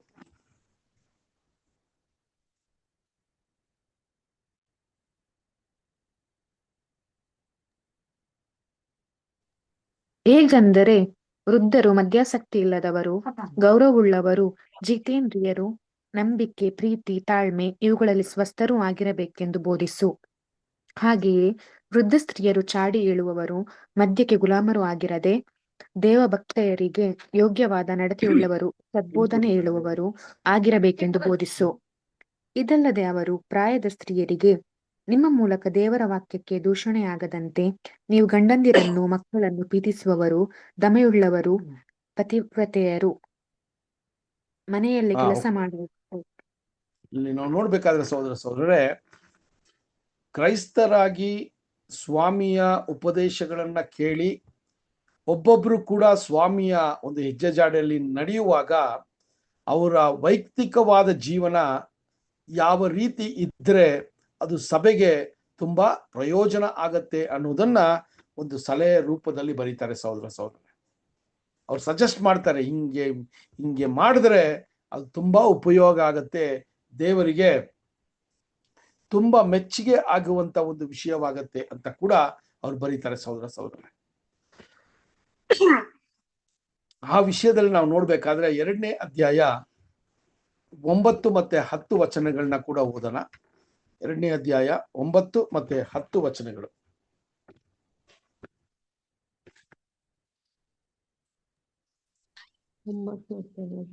ದಾಸರು ಎಲ್ಲದರಲ್ಲಿಯೂ ತಮ್ಮ ಯಜಮಾನರಿಗೆ ಅಧೀನರಾಗಿದ್ದು ಅವರನ್ನು ಮೆಚ್ಚಿಸುವುದಕ್ಕೆ ಪ್ರಯಾಸ ಪಡುತ್ತಾ ಎದುರು ಮಾತನಾಡದೆ ಯಾವುದನ್ನು ಕದ್ದಿಟ್ಟುಕೊಳ್ಳದೆ ಪೂರ ನಂಬಿಗಸ್ತರೆಂದು ಹೆಸರು ಹೊಂದಿ ನಮ್ಮ ರಕ್ಷಕನಾದ ದೇವರ ಉಪದೇಶಕ್ಕೆ ಎಲ್ಲಾ ವಿಷಯಗಳಲ್ಲಿ ಅಲಂಕಾರವಾಗಿರ್ಬೇಕೆಂದು ಬೋಧಿಸು. ನೋಡ್ರಿ ಸಹೋದರರೇ, ಒಂದೊಂದು ವರ್ಗದವರೆಗೂ ಇಲ್ಲಿ ಪೌಲನು ತೀತುಗೆ ಬರೆಯುವಾಗ ಯವ್ವನಸ್ಥರಿಗೆ ಅಲ್ವಾ, ವಯಸ್ಸಲ್ಲಿ ದೊಡ್ಡವರಿಗೆ, ಸ್ತ್ರೀಯರಿಗೂ ಪುರುಷರಿಗೂ ಮತ್ತೆ ಸ್ತ್ರೀಯರಿಗೆ, ಇದೆಲ್ಲ ಕೂಡ ಸಪ್ರೇಟ್ ಆಗಿ ಆ ಉಪದೇಶಗಳನ್ನ ಕೊಡ್ತಾರೆ, ಬುದ್ಧಿವಾದಗಳನ್ನ ಕೊಡ್ತಾರೆ. ಈಗ ನಾವು ಓದಿದಾಗ ಅಲ್ಲಿ ಏನ್ರಿ, ಗುಲಾಮರಾಗಿದ್ದಂಥ ಕ್ರೈಸ್ತರು ಅವರ ಯಜಮಾನರಿಗೆ ಶ್ರದ್ಧೆಯಿಂದ ನಿಷ್ಠತೆಯಿಂದ ಇರಬೇಕು ಅಂತ ಕೂಡ ನೀನು ಬೋಧಿಸುವಂಥದ್ದು. ಯಾಕಂದ್ರೆ ದೇವರನ್ನ ನಂಬಿರುವ ನಾವು ಈ ವಿಷಯಗಳಲ್ಲಿ ಜಾಗೃತರಾಗಿದ್ದು ನಮ್ಮ ಕೆಲಸವನ್ನ ಸರಿಯಾಗಿ ಮಾಡಬೇಕು ಅನ್ನೋದನ್ನ ಕೂಡ ಸಭೆಕರು ತಿಳ್ಕೋಬೇಕು ಅನ್ನೋ ಒಂದು ವಿಷಯವನ್ನ ಅಲ್ಲಿ ಬರೀತಾರೆ ಸಹೋದರ ಸಹೋದರ. ಸೊ ಆ ರೀತಿಯಲ್ಲಿ ಸಹೋದರ ಸಹೋದರ ಈ ವಿಷಯಗಳನ್ನ ಬರೆಯುವಾಗ ಆ 3ನೇ ಅಧ್ಯಾಯ ಲಾಸ್ಟ್ ಅಲ್ಲಿ ನೋಡ್ಬೇಕಾದ್ರೆ ಸಹೋದರ ಸಹೋದರರೇ, ಅವರು ಅನೇಕ ವಿಷಯಗಳನ್ನ ಏನ್ರಿ ತುಂಬಾ ಮುಖ್ಯವಾಗಿ ಸಭೆಯಲ್ಲಿರುವಂತ ಒಂದೊಂದು ಸಹೋದರ ಸಹೋದರಿಯರಿಗೂ ಯಾವ ಒಂದು ಗುಣಮಟ್ಟವು ಇರಬೇಕು ಅಂತ ಅವರು ಅಲ್ಲಿ ಒಂದು ದೇವರ ಆತ್ಮದಿಂದ ಪ್ರೇರಣರಾಗಿ ಆ ವಿಷಯಗಳನ್ನ ಬರೀತಾರೆ. ಅದು ಇವತ್ತಿನವರೆಗೂ ಏನಾಗ್ತಾ ಇದ್ದಾರೆ, ನಿಮಗೆ ತುಂಬಾ ಉಪಯೋಗ ಆಗ್ತಾ ಇದೆ. ಯಾವಾಗ ನಾವು ಒಂದು ವಿಷಯದ ಬಗ್ಗೆ ಮಾಹಿತಿ ಬೇಕು, ಈ ಸಭೆಯಲ್ಲಿ ಈ ವಿಷಯದ ಬಗ್ಗೆ ನಮಗೆ ಒಂದು ಸಲಹೆ ಬೇಕು ಅಥವಾ ಒಂದು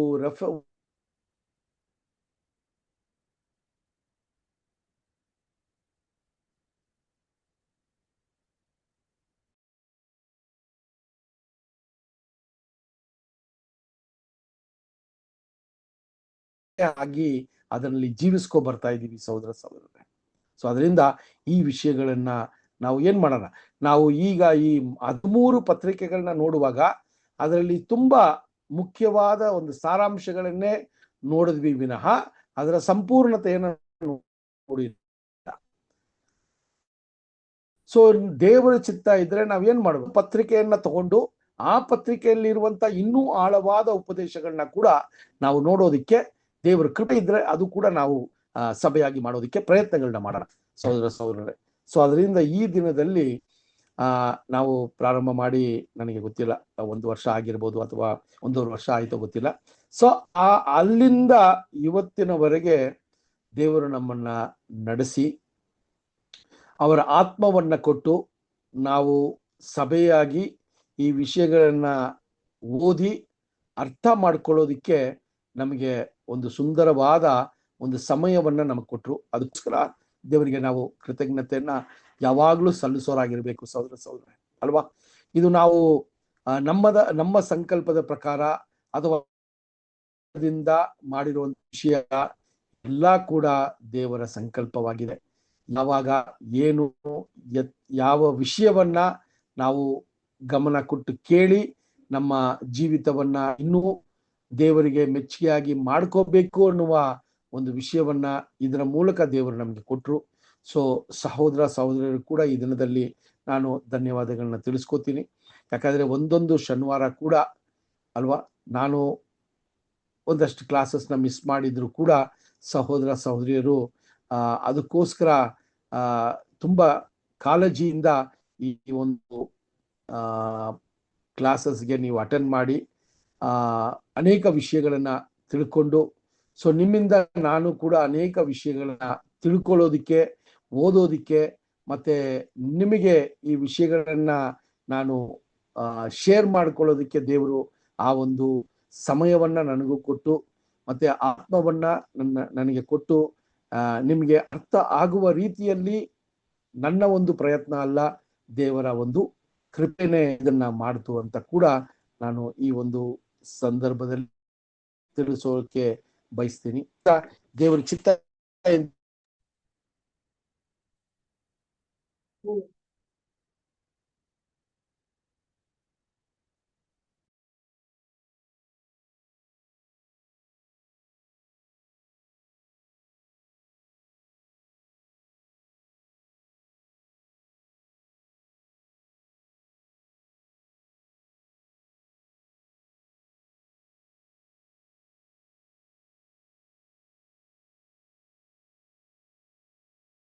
ಇನ್ನೂ